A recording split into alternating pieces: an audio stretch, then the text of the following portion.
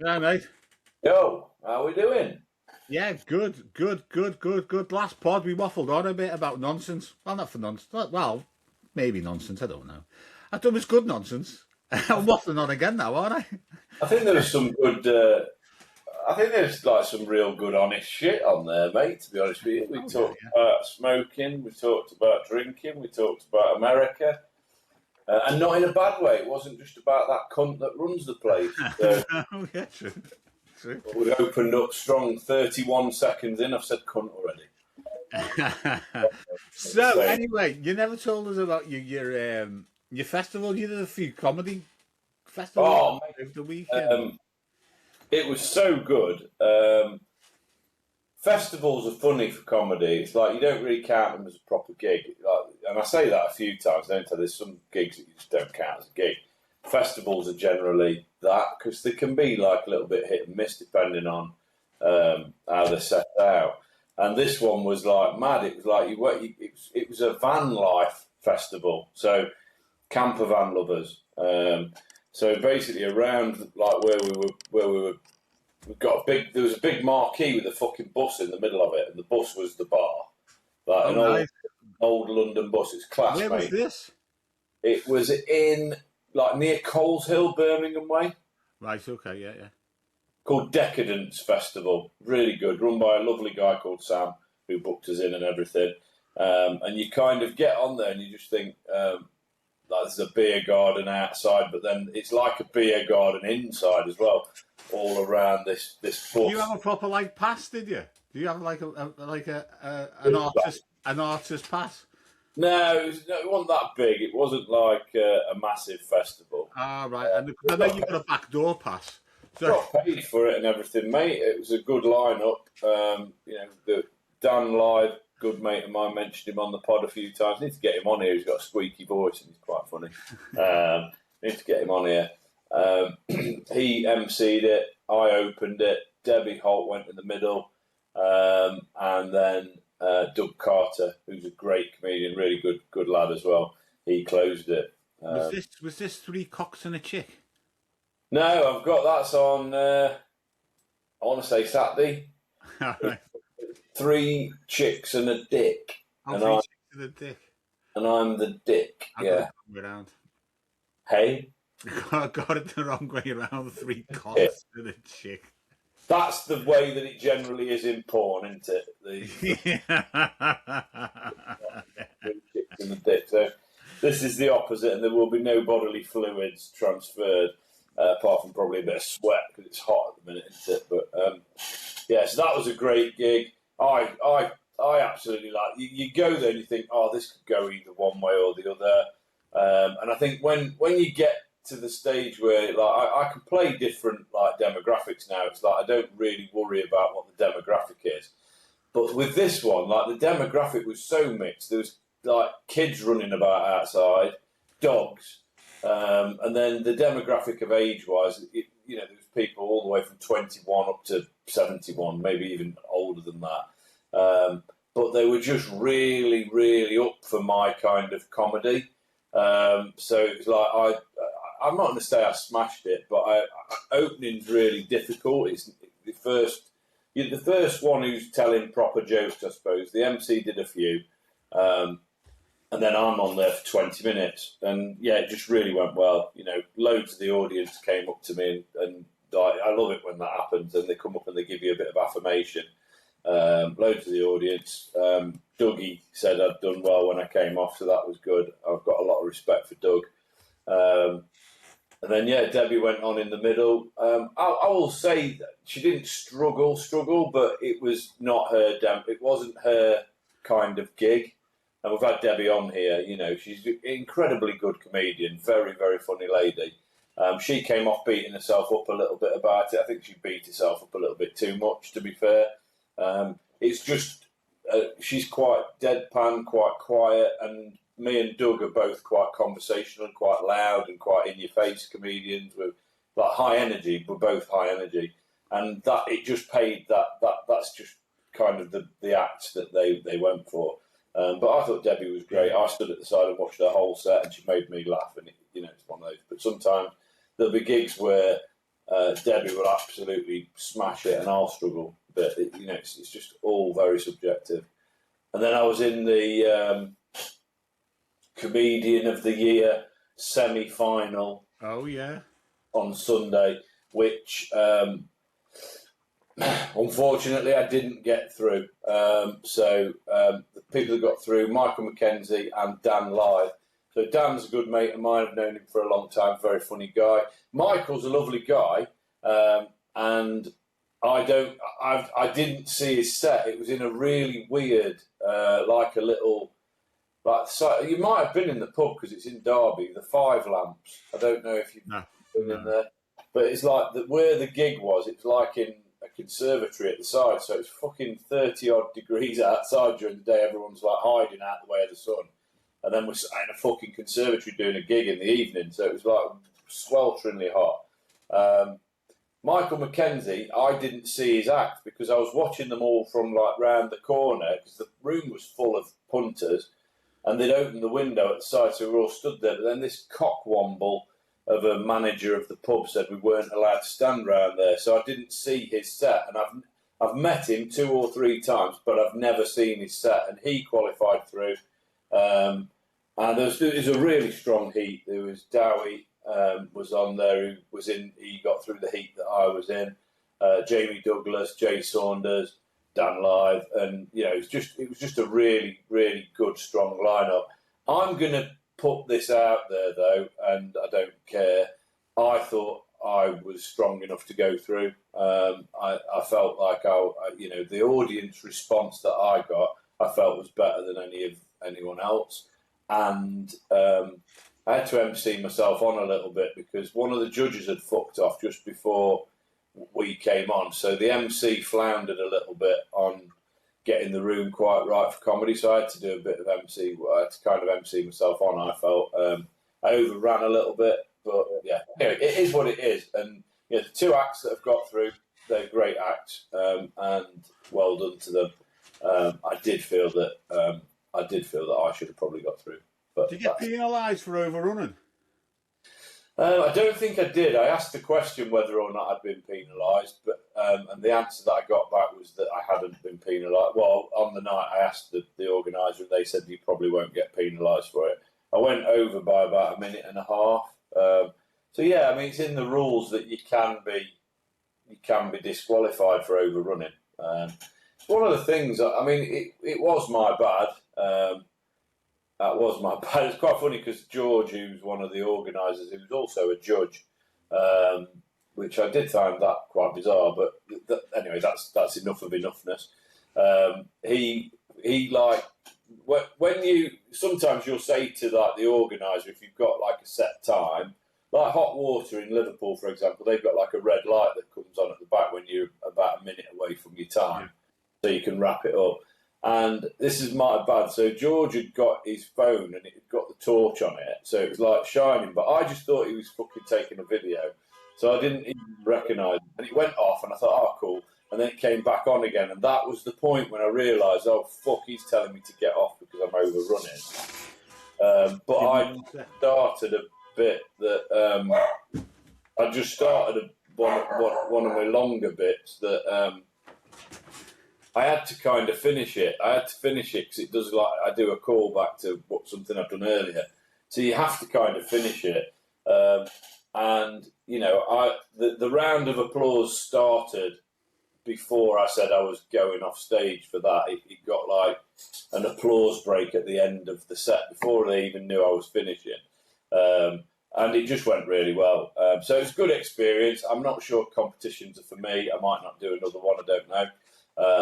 Because I'm doing 15, 20-minute spots now on weekend bits. So it's like...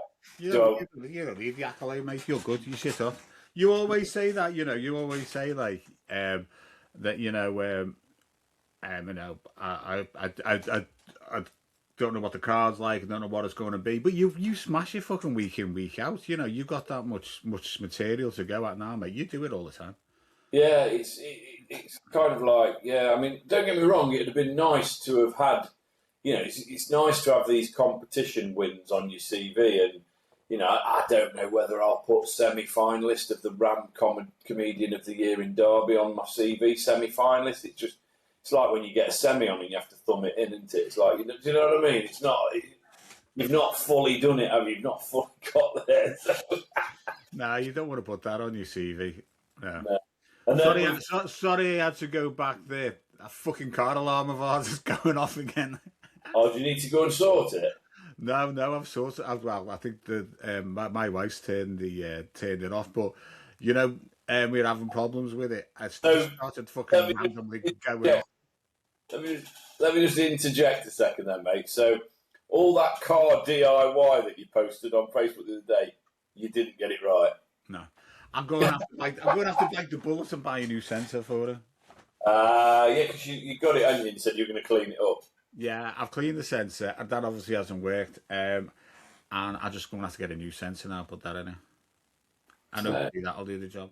At least you have a go at these things, mate. I don't. I mean, my dad, I remember me and my dad changed a clutch on an old Fiesta on the front garden. No fucking hoist or anything to get it out with. I'm just fucking stood there holding this fucking clutch. I'm only a young lad. I was thinking, oh, fire, that's heavy, Dad. But my dad was... I think my dad could have literally taken like a small car to bits and put it back together. I think he did. No, I'm not. I'm not that good. I mean, I'll just go on Google, and all I put on that was alarm keep going off on a Discovery. What's the problem? And I come up with the bonnet sensor. So I worked out how to take it off. I cleaned it all up. Well, first of all, it says key fob. I changed the key fob because the key fob was fucked. So now it says the bonnet sensor, so I'll change the bonnet. I'll just get a new one. I cleaned it, didn't work, so I'll just get a new one, put that in it, see if that remedies it. Yeah. And then if not, I'll just go back to where we fucking bought it from and say, fix that, you bastards. Yeah, I mean, that probably would have been my number one. Yeah, well, to be honest with you, the places that we bought it from have been really good on other stuff that we've had to get done. They've been really spot on. And they've gone over and above what they needed to do to now, but it's only a little. The sensor's only a tenner, so it'll take me about 10 minutes to change it over. So yeah, that's fair enough, isn't it? I say my dad was dead good at stuff. It's like what I say about like how crap I am at anything like DIY and all that. My dad was dead good at all that stuff. It was like, why the fuck didn't I listen? Yeah, I'm all right. I mean, I've saved thousands over the years. Well, I fixed my washing machine, didn't I? Washing machine's fine. Yeah. Since I saw I'm useless. I talk about it in my comedy, how much of a useless bloke I am. I'm what like the stuff that you would say, right? The only thing I do that I think that is blokey I'm in charge of doing the lawns and the garden and stuff, and I quite enjoy doing that.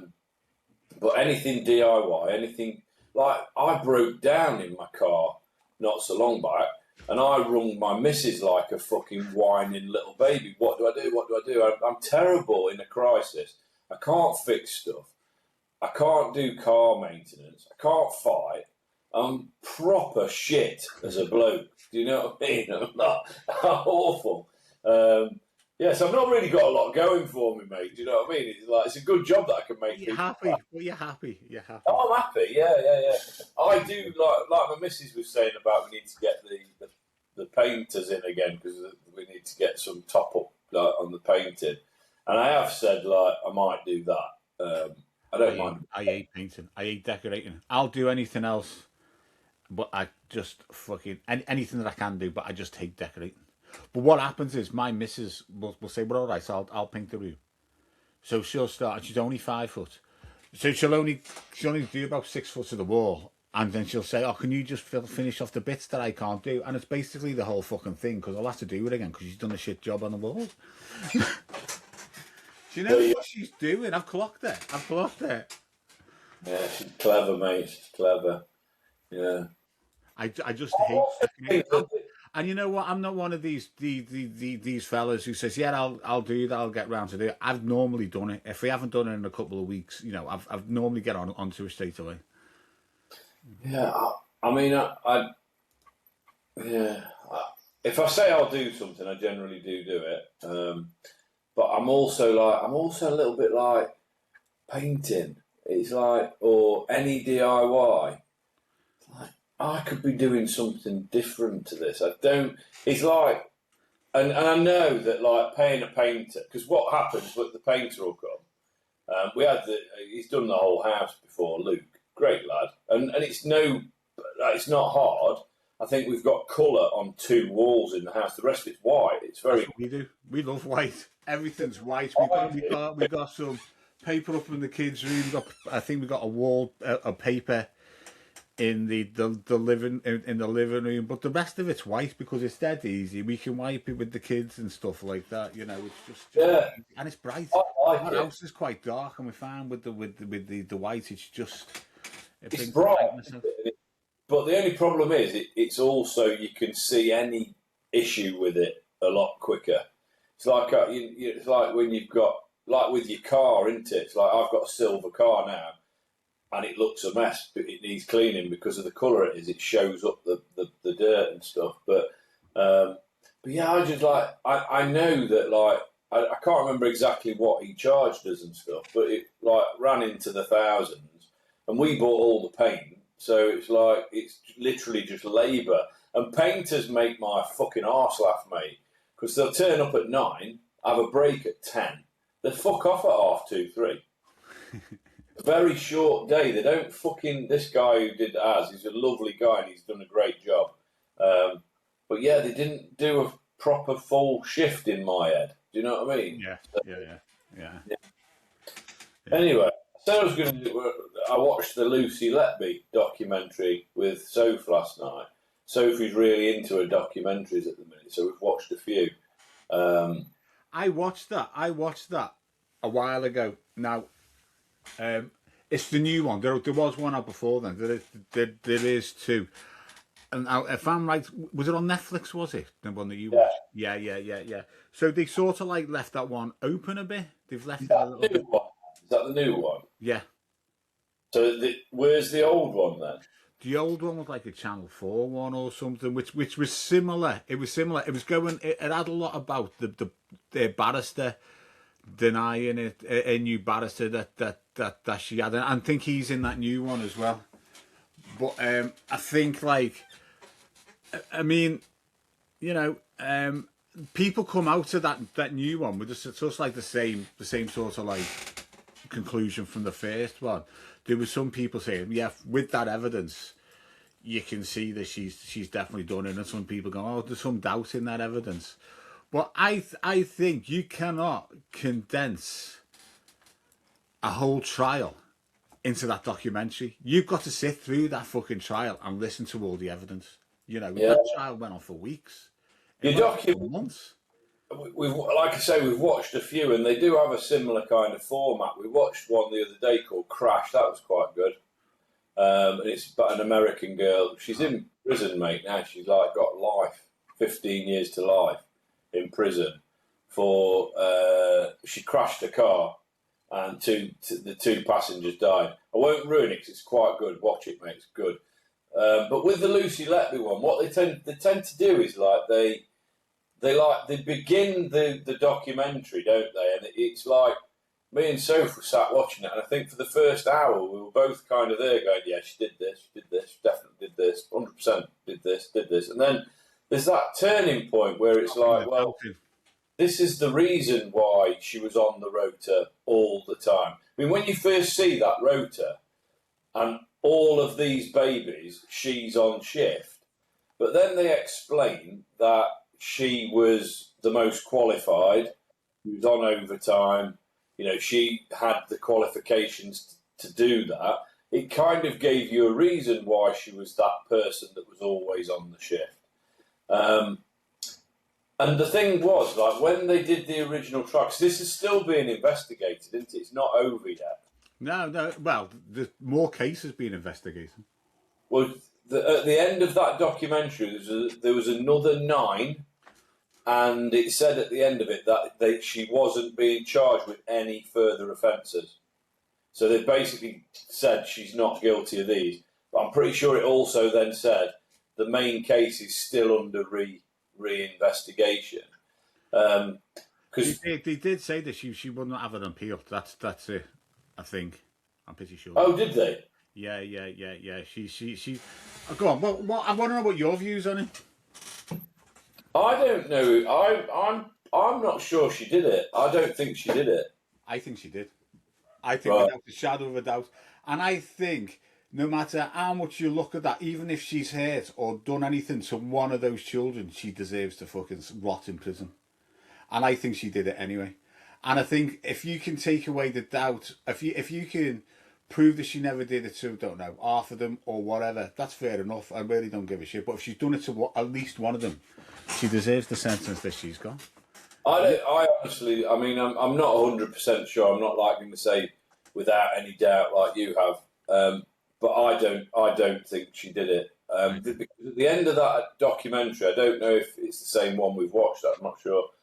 But one of the things that came out was that during the original trial, when she was sentenced and all that kind of stuff, there was no expert witness involved in her defence.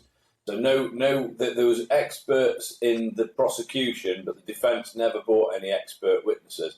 And there's no evidence of oxygen bubble. There's no evidence of that ever happening. The babies that died stopped dying when she finished. So when she was moved, it basically stopped. But what they didn't say was that it stopped becoming, that unit where she was working stopped being a high dependency unit. So there were, those numbers were going to drop because the babies that she was dealing with were seriously ill. And there was an Oriental doctor who basically stood there and he was like, there's no evidence that she's killed any of these children. Yeah, and that's all a load of bollocks as well. If I don't know if you saw the same documentary that I saw, because the one that I saw basically slammed all that information from that doctor, and it was saying about the high dependency units as well, what you come out with, and it slammed all that as well. So I don't know if you've seen the same one as me, but I think I can't, because I seen them both a while ago. I can't remember if they said that, that high dependency unit. So it's gone from suddenly having all these deaths when she leaves to gone to none. So it's been taken away from the high dependency, but it was still quite a high, not as high dependency or whatever. Because to be honest with that, they were saying basically it wouldn't have just dropped to zero.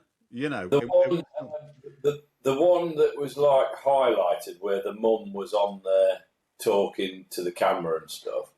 I think the baby was called Zoe, and the mother was talking, and there was like some steps like that were identified that the baby died because of what happened, and it was doctor fault, not nurse fault. It was like this was missed, and had that baby have received the treatment that the doctor should have given the baby. The baby probably wouldn't have died. Nothing that Lucy let be. Yeah, I think, as I said, I mean, I think that, what was it again? You know what? I've got the information somewhere because I was chatting about it on LinkedIn. I'll have to find that info. But it's to do with the documentary makers who made that. But anyway, basically, that trial went on for months and months. Yeah. You can't possibly make up your mind. It's like me, I think she's done it, you think she hasn't. But, unless we've sat through the whole trial, we wouldn't know that. But there's people who sat through the whole trial and have made a decision. They've made a decision that she's guilty, and I trust them. Yeah, I think that's true. You've got to take that into account, haven't you? But from watching the documentary yesterday, there's loads and loads of circumstantial evidence and tons of that, but not like there's no actual. And please, if I'm wrong on this one, then I'm only going off an hour and a bit documentary. Yeah, but again, that documentary's only portraying that side of it. It's not portraying the other side of it either, is it? So where's the documentary that portrays the other side of it then? Because I think that the documentary that I watched yesterday, it seems quite level because it's like I said, the first half of the documentary, I was literally like, yeah, she's done this. And me and Sophie were like, yeah, she's definitely done this. And then it just flips on a tenpence, mate, because it's like, well, there's no evidence to say that. You know, there's no evidence to say that she ever put a fucking oxygen bubble in. And a lot of the cases she knew exactly. She was able to explain what happened in this case and what happened in that case. But there was somewhere she couldn't even recall being on that case. Do you know what I mean? So it all seemed very, I don't know. I don't think she seemed guilty either. So you think they're writing in a book that she was nasty and horrible, she's a murderer and all that? You don't think that's... So that was done as a... So the way that I get what... You're saying the way that they portrayed it, the way that the documentary portrayed it is that she was having some sort of counsel, and the counsellor said, you need to write down everything to get it off your chest. Yeah, that's how they kind of... That's how it was portrayed. We have watched the same documentary. That's how it was portrayed in that documentary. But it was also portrayed... It was also... I'm nasty, I'm a horrible person, I'm a murderer. But it was also portrayed before that. And why did she have all the children who she killed? How come she had all their files in her bedroom? Yeah, that was the one bit that I said to Sophie, that is a bit weird. I don't really... it is the same documentary. I mean, I come to a different conclusion after watching that documentary. I come to the fact that she was definitely guilty. That it's all a bit weird. I think that documentary just tried to portray it both sides, and I think they've done the bit where she's guilty first. Maybe they would have done it the other way around, and then at the end said, she's got all these files, because those files is one of the first things that they went on about. And maybe if they'd done it the other way around, you would have thought differently. But I think your sort of analogy was she doesn't come across as a killer. Is describe a killer, describe a baby killer. It could be anyone, couldn't it? I say I'm not 100%. Like I said, I don't think she did it. I'm not 100% sure. And like you said, there's loads of evidence that we haven't seen. Yeah. And loads of discussion points that we haven't been able to have. The point is that, if you're convicting her on the fact that she's taken documents, she did say that she'd not got a shredder, and she had, because there was one there, wasn't they? And she did say that she couldn't remember taking the documents, and they were in a pocket at the end of the shift, but they were in a file alphabetised. That is pretty, that's one of the pieces of evidence where I was like, that had been saying to me, like, well, why has she said that she's not... She obviously took them because they were alphabetised in a file, and it said keep on the box, didn't it? But yeah, there's just... It's the medical evidence that I don't think stacks up, but I don't think that there's any evidence that the kids were murdered. I think there is. I think there's plenty in there, and I just don't think that we've heard the full story. Yeah, that's probably... as I said, that case took more... Just have a look. Is it still ongoing, the investigation, or is it closed? And I think it's not only that. I mean, the police spent years and years investigating that before it actually went to court. They spent years investigating it before they actually charged her, before they arrested her. It was going on for years. Oh yeah, it was ages before they actually charged her, wasn't it? Because on that documentary, you see they go into a house 3 times and take her in for questioning. And 23 months she was in remand before it went to court. So there was a long old time. So you would imagine that the police had the ducks in a row. Okay, so following failed appeals, the Appy's legal team has applied to Criminal Case Review Commission alleging a miscarriage of justice based on new expert opinions. The CPS decided not to proceed with further charges regarding other babies. Police are continuing investigations into the hospital management. So that's it. They're trying to say there's a miscarriage of justice. That's what they're doing at the moment. But I don't think that's going to go anywhere. Right. It's an interesting case, though, isn't it? Because what's interesting. I think it is. I think it's very interesting, but I think that there's a lot going on in the background there that people don't see, and there is. Mm. Interesting. Anyway, we'll have to keep our eyes on that, mate. I know. Yeah. Like I say, I'm not 100%. All I said was I don't think it's as clear cut as what it was made out. You look at what came out in the press, the letters and all that shit. And I just don't. I think the medical evidence is the bit for me. If you can't prove that she killed the kids, then how can you put her in nick for it? If there's no, so like you said, there must be something because there is. There is. There's evidence in there that people have listened to for months and months. There's a jury has listened to, and the jury convicted her. Mm. Not social media, not documentaries. A jury convicted her. Yeah. Still don't necessarily agree with that, but it is what it is, and that's what makes the world go round. It does, mate. Opinion. Watch that Crash one because that is really interesting. I'll have a go with that. It's an young American girl. We need to go on about that, John Moore. We speak about John Moore last week. Did we speak about him?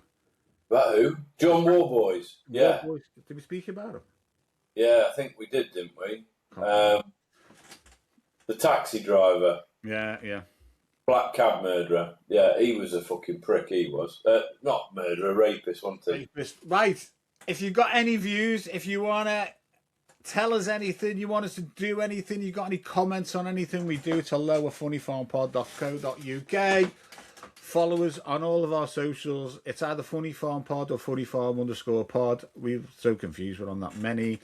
And follow Chris. Chris, what are your handles? Chris Richmond on Facebook and at Chris Rich Comedian on Instagram and TikTok. Go on and watch our back catalogue on YouTube as well. We've got well over 500 videos on there now. This is episode. We've got over 600.